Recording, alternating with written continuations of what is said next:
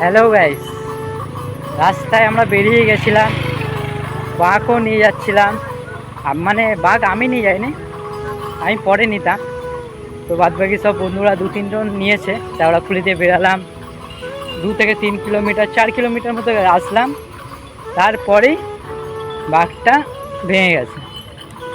এখন আমরা ওরকমভাবেই যাচ্ছি, কি জানি কি কিছু পাপ হয়েছিল নাকি নাকি দেখতেই পাচ্ছ এরকম বাঘ। এইসব করিস না ভাই আমার।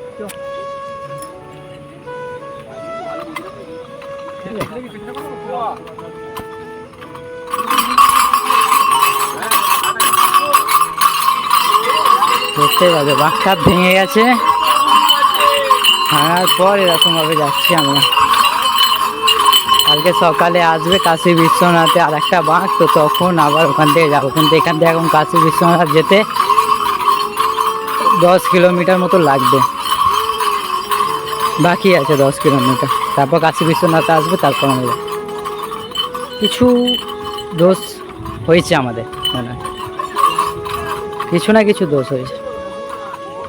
তো হ্যালো গাইস, আমি আর যে তোমরা দেখছো আর যে ব্লগ। তো আজকে দেখো যে সকাল হয়ে গেল, একদম ভোরের আলো ফুটছে, অনেক ভালোও লাগছে। কিন্তু বাঘটা ভেঙে গেছে বলে একটু কষ্ট হচ্ছে বাঘটা ওরকমভাবে নিয়ে যেতে। বাঘ ভালো থাকলে কোনো ব্যাপার ছিল না।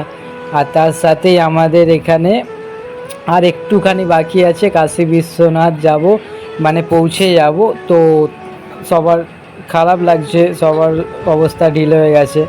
তো আমরা চলে এসেছি কাশী বিশ্বনাথের সামনে। সকাল এখন 6টা বাজে, তো আলো একদম ভালো মতো ফুটে গেছে। এখানে সেবা দেয় সকালবেলা, কিন্তু এখন এত সকালবেলা দেবে না। তো আর চলো আমরা ভেতরে ঢুকি, বিশ্বনাথের ভেতরে আমরা সব কিছু। ওখানে হনুমান মন্দির আছে, তো কিন্তু ওখানে আমরা এখানে থাকবো না এখন। তো আমরা থাকবো এখন মেন মন্দিরে। তো আমরা মেন মন্দিরে এখন ঢুকছি। তো চলো ঢোকো, সবাই মিলে দেখি কি আছে না আছে। কটা বাঘ আছে দেখছি, কত কম বাঘ আছে, 1, 2, 3টে। আর জায়গাও খালি আছে, জায়গা পুরো ফাঁকা। দেখতেই পাচ্ছ জায়গা কত খালি আছে। আর আর মহাদেব মহাদেব, তো মহাদেবের নাম নিয়ে সব কিছু আছে। এবার এখানে আমরা আজকে রেস্ট করব। তো চলো ভিডিও দেখো। আর আমরা এমনিতেও সন্ধেও হয়ে গেল, এবার আমরা বেরিয়েও পড়বো এখান দিয়ে, কাশী বিশ্বনাথ থেকে বেরিয়ে পড়বো। তো চলো রাস্তায় দেখা হবে আরও ভিডিও নেক্সট।